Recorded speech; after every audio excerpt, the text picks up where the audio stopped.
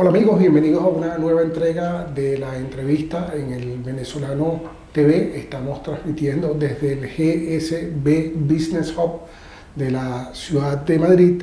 Hoy nos acompaña Cayetana Álvarez de Toledo, directora del FAES y ex diputada por el Partido Popular ante el Parlamento Español.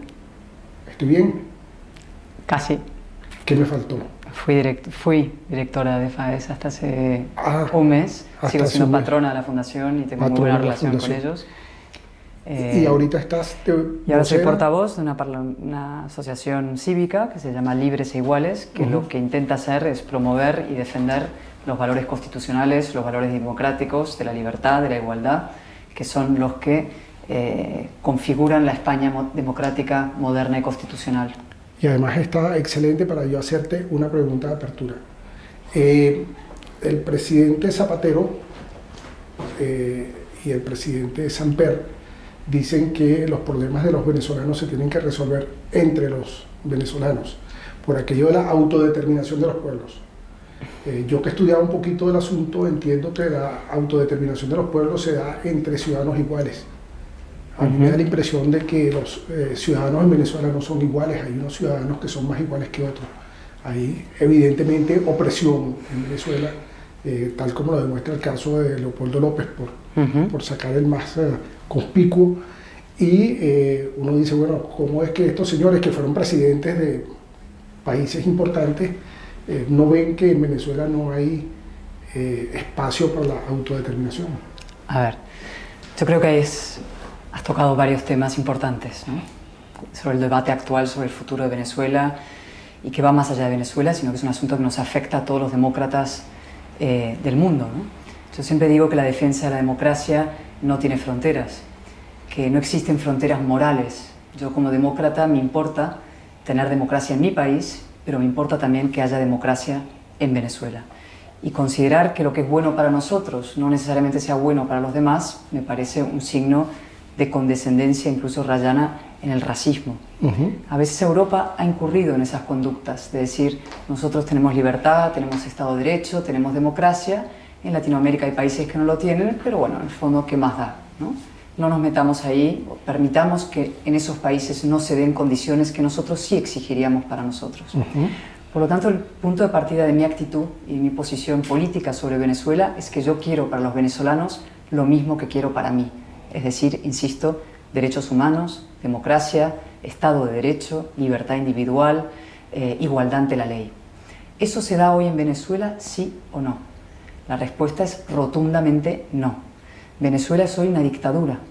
Eso ha costado muchísimo que los gobiernos internacionales lo reconocieran públicamente. Venezuela es una dictadura, con un aspecto formal en algunos elementos de democracia, como pueden ser las elecciones, pero es una dictadura. Y todos los síntomas de la dictadura los tiene. Las elecciones cuyos resultados no son respetados, por cierto. Además, exacto. Ahora ya estamos en una segunda fase de la dictadura, que es ya un totalitarismo alocado, enloquecido, agonizante y peligrosísimo, ¿no? Una vez que la oposición democrática consigue heroicamente ganar las elecciones a la Asamblea Nacional, ahí ya tenemos ahora un conflicto entre instituciones, entre democracia y dictadura, un conflicto abierto. La democracia está en la sede de la soberanía nacional venezolana, que representa al pueblo venezolano, que es la Asamblea, y la dictadura, el régimen de Maduro, lo que está intentando es evitar que la democracia prospere y avance. ¿Cuál es mi posición entonces respecto a la coyuntura actual crítica de estos momentos en Venezuela? Es todas las maniobras que pretendan impedir, retrasar, anular la exigencia de un revocatorio, que es una exigencia constitucional, electoral, democrática, son maniobras encaminadas a beneficiar al régimen chavista, es decir, a la dictadura. Por eso, para mí, toda la operación de diálogo que promueve UNASUR, en el que participa el expresidente del gobierno español, el señor Rodríguez Zapatero, me parece un gravísimo error. Me parece un intento, insisto, de frenar las aspiraciones democráticas constitucionales de los venezolanos, sus derechos constitucionales, que son a revocar el régimen de Maduro, es decir, a poner fin a la dictadura y avanzar hacia esos derechos que nosotros cualquier ser humano, por el mero hecho de serlo, tiene derecho a acceder a ellos. ¿Y te atreverías a anticipar cuáles pueden ser las consecuencias de impedir, como tú dices, el desarrollo de... Bueno, a mí me preocupan mucho y lo estamos viendo todos los días, porque esto no es solamente un conflicto institucional gravísimo, insisto, entre democracia y dictadura, sino que lo que hay en Venezuela en estos momentos es una auténtica hecatombe humanitaria, ¿no?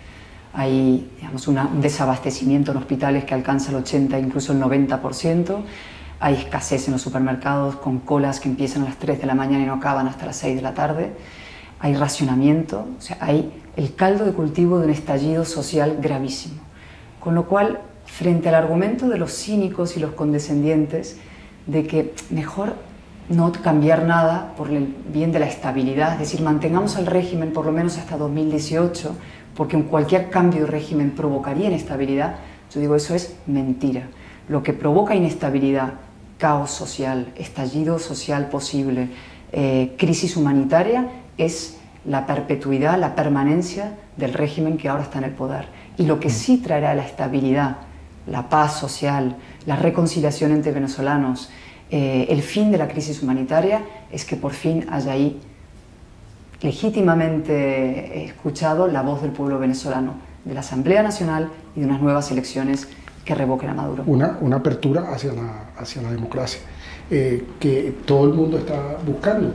Ahora yo te voy a hacer una pregunta que es de especulación, pero la hice esta mañana en una reunión en la que estaba y la gente me dijo que sí, que ellos estaban seguros que sí lo sabe, pero yo lo dudo. En estos días el diputado Julio Borges, sí, de Primero Justicia, fue agredido salvajemente por una turba de desadaptados, las hordas chavistas, la llamo yo. Ellos se molestan mucho cuando yo los califico de hordas, pero en realidad yo creo que hasta les estoy haciendo un favor, porque les estoy dando un cierto sentido de organicidad que quizás ni siquiera tiene. Ninguno de estos señores hasta el momento que estamos hablando ha sido detenido, a pesar de estar plenamente identificados en las cámaras. Ninguno de estos señores ha sido detenido, tampoco fueron detenidos quienes agredieron a Chugo Torrealba hace unas semanas, tampoco han sido detenidos. Eso quiere decir que hay una justicia que actúa por menú, es decir, a este estudiante que estaba manifestando y que se le ocurrió tirarle un golpe a un policía, ese va preso, y este delincuente que fue e hizo que a Julio Borges hubo que intervenirlo quirúrgicamente para curarle el tabique nasal y el pómulo que se lo fracturaron. Estos señores están... Pero es que no hay que aplicar los criterios del Estado de Derecho a una dictadura. Claro, pero... Usted está aplicando, aplicando... La pregunta que yo estoy haciendo, Cayetana, ¿Rodríguez Zapatero sabe eso? ¿Samper lo sabe? Yo supongo que sí lo saben, como saben que Leopoldo López es un preso político, y Daniel Ceballos, y Antonio Ledesma, y otros 80 más, como saben que ha habido estudiantes y jóvenes asesinados, como saben que no existe una justicia independiente, como saben que hay carestía, escasez, corrupción atribuible directamente al régimen chavista, claro que lo saben. Entonces no son negociadores, son emisarios. Bueno, podemos calificar de lo que tú quieras, pero en cualquier cosa son equivocados. Pueden tener buena voluntad, no sé si la tienen o no lo tienen, porque no los conozco, no he hablado con ellos. Yo quiero asumir que las personas tienen buena voluntad cuando se presentan como negociadores. Otra cosa es que las consecuencias de sus actos sean positivas o no. Y mi conclusión es, mi afirmación rotunda es que no son positivas. ¿Qué está pasando? La operación del diálogo, en mi opinión, es un diálogo trampa. Lo digo con todas las letras, es un diálogo trampa. Lo que busca es enfriar a la calle y desviar el foco de la opinión pública desde el revocatorio de Maduro a la mesa de negociaciones. Es decir, yo enredo a la oposición en una operación de diálogo con un añadido. Esas operaciones clásicas de trampa, diálogo trampa, se dan en muchos países y en muchas circunstancias. ¿Cuál es el gravísimo problema en estos momentos en Venezuela? Que no hay tiempo. Y no solo no hay tiempo porque hay una eclosión social, es que no hay tiempo constitucional. Porque si el revocatorio y sus plazos no empiezan a ponerse en marcha inmediatamente, ellos habrán ganado por lo menos tiempo hasta 2019. Ahora, ¿cómo llamas tú esta actuación del Consejo Nacional Electoral? Yo la llamo abiertamente corrupción. Pues probablemente, sí. Pero es que las instituciones en Venezuela están en manos de la dictadura. Es que eso es una dictadura. Insisto, con la apariencia de democracia, es decir, Hay elecciones, existe un Tribunal Supremo, existe un Consejo Nacional Electoral, existen los órganos que tienen las democracias. Pero ¿de qué sirven si no existe una aceptación básica del elemento del pluralismo político? Si las reglas del juego no se aplican por igual, si los jueces son completamente politizados, si uno cambia a los magistrados del Tribunal Supremo en función de los intereses del gobierno. O sea, eso no es una democracia y hay que empezar a reclamar de manera contundente y clara por parte de aquí sí, la presión internacional es esencial, democracia para Venezuela. El primer paso se dio el 6 de diciembre, ahora faltan los siguientes. Y una pregunta que muy probablemente vas a saber responder, ¿y el cambio de actitud de Macri? Pues ahí yo creo que pasaron varias cosas. Primero, por una parte, están las aspiraciones personales de su canciller, que yo lamento que las personas antepongan sus aspiraciones personales al interés general de los derechos humanos.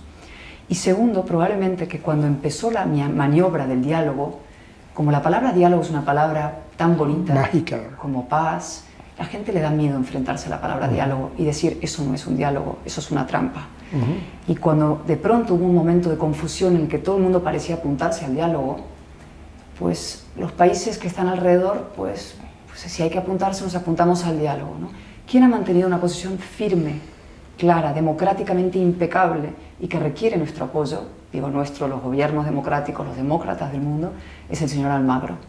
El informe del señor Almagro es el que marca, digamos, el camino de la convicción democrática y de los derechos de los venezolanos. Y eso es lo que tenemos que firmar. Y de la recuperación del papel de la OEA, que por supuesto, ser un club de cancilleres retirados. Claro. Ese es el papel que debería tener la OEA. Ese es exactamente el papel decente, porque es un papel que va más allá de la politización y los partidos. Esto no son batallas de izquierdas o derechas, de progresismo, conservadurismo, de liberales contra no liberales. Esto es una batalla esencial. ¿Y tú le ves posibilidad a la Carta Democrática? Yo espero que sí. Pero para eso tenemos que entre todos contribuir a denunciar que esas maniobras de diálogo no benefician ni a la estabilidad, ni al fin de la crisis humanitaria, ni a la democracia, ni a los derechos del pueblo venezolano, que tienen que ser reconocidos. Porque, fíjate, te hago estas preguntas porque uno ve que todavía el poder del gobierno sigue funcionando. La canciller argentina viajó en un avión de PDVSA a reunirse con la canciller venezolana. Oye, el solo hecho de que me pongan un avión a la disposición, yo creo como persona que representa un país... Yo tengo muchas vinculaciones con Argentina, mi madre es argentina, he vivido muchos años y tengo especial afecto a ese país. Y yo tenía y sigo teniendo, quiero decir, y sobre todo tenía grandes esperanzas puestas en Mauricio Macri, por lo que representa de cambio en Argentina, sí, del fin de un régimen corrupto. Y él hizo una promesa, él se comprometió durante su campaña electoral y luego en su discurso inaugural con los derechos humanos en Venezuela. Y yo espero francamente que estos días haya podido reflexionar y que su posición vuelva a ser la de la convicción democrática frente a cualquier otra consideración, ya sea personal o de pequeña geopolítica local, que creo que no van a ninguna parte. Hoy en día los países americanos, los países Estados Unidos, Europa, España, tienen, insisto, que unirse en la defensa de los derechos constitucionales y electorales venezolanos. No hay otro margen. De cara a las elecciones españolas, voy a hacer un planteamiento, lo dejamos para la parte que viene. Sin duda. De cara a las elecciones españolas se ha desatado una especie de esquema comunicacional según el cual los problemas que hay en Venezuela también los hay en España. Los problemas que hay en Venezuela también los hay en otros países latinoamericanos como Colombia, México, Argentina, tratando de minimizar el asunto y por supuesto de favorecer al partido Unidos Podemos, ¿no? Que es el que más parece estar siendo golpeado por el asunto de esta campaña electoral donde Venezuela está entrando como un tema fundamental. Al volver, quiero que me comentes el papel del tema venezolano en la campaña electoral española. Ya regresamos.